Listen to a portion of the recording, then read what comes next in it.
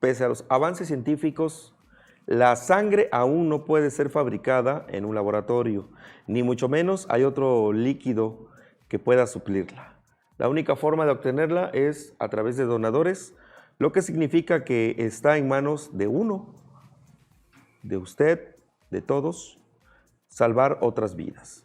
Vamos a escuchar la siguiente entrevista con el doctor Irán Vela Bravo, quien es el encargado del área de donación en el Hospital Dr. Pedro Coronel Pérez.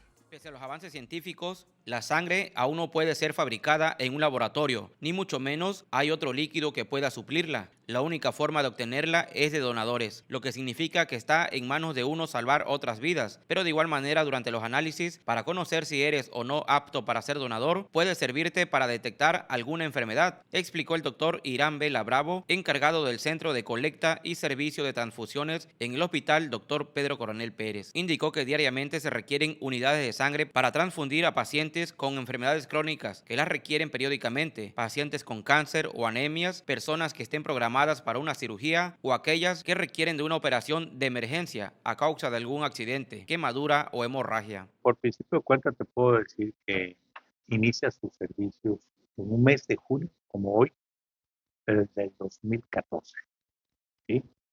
Y se inicia con una química farmacobióloga, con una licenciada en trabajo social y un médico. Así se fue conformando poco a poco y a través de los años nos fuimos acreditando hasta conformar hoy un médico encargado del centro de colecta, una química farmacobióloga, una técnica laboratorista y una licenciada en trabajo. Ese es el equipo que está compuesto oficialmente y en plantilla, que así debe de ser el centro de colecta.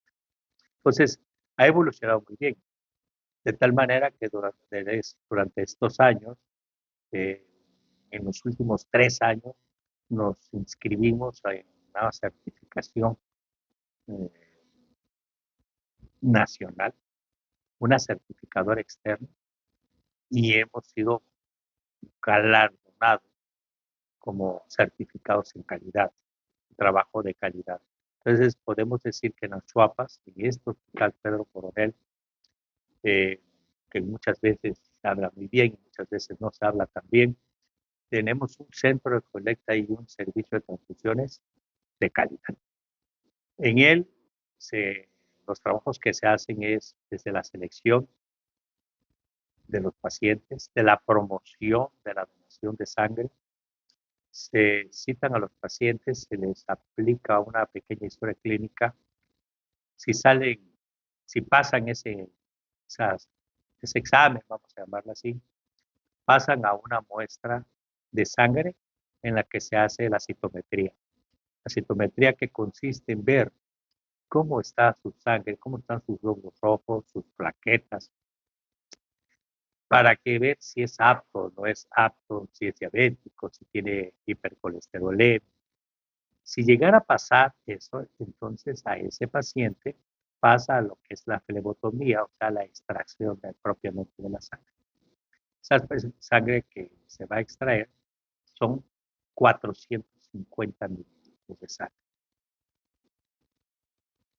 Esa sangre ya es íntegra para mandarse a nuestro banco de sangre. No se transfunde inmediatamente, sino allá en la ciudad de Coatzacoalcos se le hacen 8 pruebas más, que es la prueba de hepatitis C, hepatitis B, se le hace prueba de BDRL, se le hace prueba de Chagas, se le hace prueba de HIV, 1, 2, total 8 exámenes. Si pasan todas esas pruebas, entonces esa sangre pasa a ser de los activos de sangre del banco. Y entonces nos los reintegran a nosotros para poderse transfundir como una unidad de sangre segura. ¿Sí? Por eso, cuando pasan todos los exámenes y nos hacen los exámenes a nosotros, la certificadora, y comparan nuestros resultados de exámenes de laboratorio, es cuando nos acreditan y nos certifican como una sangre segura. Viene el 14 de junio. ¿Qué tanta cultura o concientización hay de la gente en donar sangre? El 14 de junio, por la Organización Mundial de la Salud, está considerado como el Día del Donante, así nada más a secas, el Día del Donante. Y no es otra cosa más que una expresión, una necesidad del mundo para el mundo. ¿Cuál? Pues de que nos invita a donar sangre. La sangre es tan importante que hoy en día, con todos los adelantos científicos, no existe un sustituto. Hay algunos elementos que pueden ayudar mientras que se va a aplicar la sangre a un paciente que la necesite, que está sangrando mucho, un accidente, que son los famosos expansores de plasma o las gelatinas. Pero esos no hacen la función de la sangre, únicamente están sustituyendo un volumen. ¿Por qué? Porque la sangre tiene elementos que son indispensables para la vida. Por eso, el donar sangre es dar vida. Por eso, el que dona sangre se convierte en un héroe, porque está ayudando a salvar vidas. Y el que la recibe vive gracias a los donantes. La sangre tiene elementos que el 55% es plasma y los demás está compuesto por eritrocitos, por plaquetas, por glóbulos blancos, por otros elementos. Pero todos tienen una función específica. Entonces, estas funciones específicas, por ejemplo, pues los glóbulos rojos se encargan de transportar el oxígeno, ¿sí? Que las arterias lo lleven a todos los tejidos, ¿sí? Que captan el oxígeno en los pulmones y que después se regresa por las venas para nuevamente ser oxigenado y seguir dando vida. Entonces, las gelatinas, los expansores del plasma no tienen esos glóbulos rojos indispensables para transportar el oxígeno. Las plaquetas y otros factores, pues son los que en un momento dado nos ayudan a la coagulación, que las gelatinas y los expansores del plasma no lo tienen. La sangre tiene leucocitos, los glóbulos blancos, que son parte del equipo de la defensa, la que nos protege de muchas enfermedades o nos ayuda a combatir ciertas infecciones, ¿no? Que el expansor del plasma, que la gelatina no lo tienen. Entonces, por eso le digo que aún a pesar de todos los adelantos científicos, no hay aún un sustituto realmente de la sangre. De ahí la importancia de que cada vez hagamos conciencia que debemos donar. Ahora, ¿para quiénes vamos a donar? Pues para nosotros mismos. ¿Por qué? Porque una persona puede llevar, en el caso de una mujer sana, gestante, mujer embarazada, todo un embarazo perfecto, y de repente al final de su embarazo puede llegar a tener una hemorragia obstétrica. Esa nadie la puede prever, aunque haya llevado todo un control adecuado. Disminuimos las posibilidades y ya hay un control. Pero no quiere decir que a fuerza ya no va a estar libre de un sangrado. Entonces, ¿cómo vamos a salvarle la vida a esa paciente? Escucha, no hay otra. Si hay un accidente carretero, que es común, y te llegan con una hemorragia severa, usted no sangre a fuerza. Y en ese momento no le vas a decir a los familiares, oigan, necesitamos transfundir, váyanse a buscar donantes. Pues no, tenemos que tener la sangre disponible. ¿Cómo? Haciendo conciencia, donando sangre, mandándolo a nuestro banco y en un momento dado nosotros solicitarnos. Necesitamos 10 unidades de sangre de tal tipo o de tal cosa, ¿no? Y entonces, de esa manera, se tienen que hacer las cosas por medio de donantes. Porque no es decir, vaya, usted tiene mucho dinero, vaya a la farmacia y tráigase 3 litros. Pues no hay, porque no hay quien te la venda. Ahora, Estamos hablando de mujeres obstétricas, estamos hablando de accidentes que son cosas muy comunes, pero también hay otras enfermedades que van a necesitar sangre y que no van a necesitar 2, 3 o 4 unidades. Las personas que están en fase terminal de cáncer, las leucemias en adultos mayores o en niños van a necesitar sangre.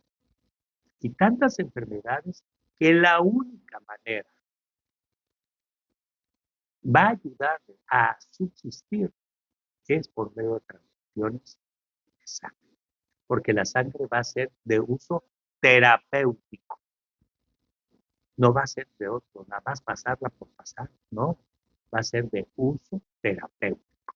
Entonces, de ahí la necesidad de que la OMS, todas las organizaciones de salud, la Panamericana, cualquiera, necesitamos donar. Porque aunque antes se vendía, vamos a llamar así, de todo modo los laboratorios tenían que darle dinero a alguien, no la mandaba a fabricar, le daba dinero a alguien para obtener sangre. Pero, le vuelvo a repetir, esto se llega a un arreglo mundial, quizás por las enfermedades de transmisión sanguínea, que se pusieron de moda, como pudo haber sido el HIV. Entonces, de ahí no, vamos a regular, vamos a normar, vamos a decir cómo, quiénes, cómo se va a obtener la sangre, qué exámenes se deben de hacer.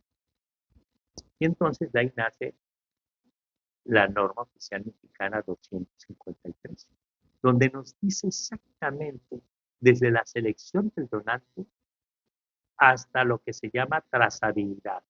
¿Qué significa eso? Desde que obtenemos la sangre hasta que el paciente fue transfundido y se le siguió toda su línea para saber dónde quedó la sangre, a quién se le pasó, si tuvo o no tuvo reacciones adversas, cómo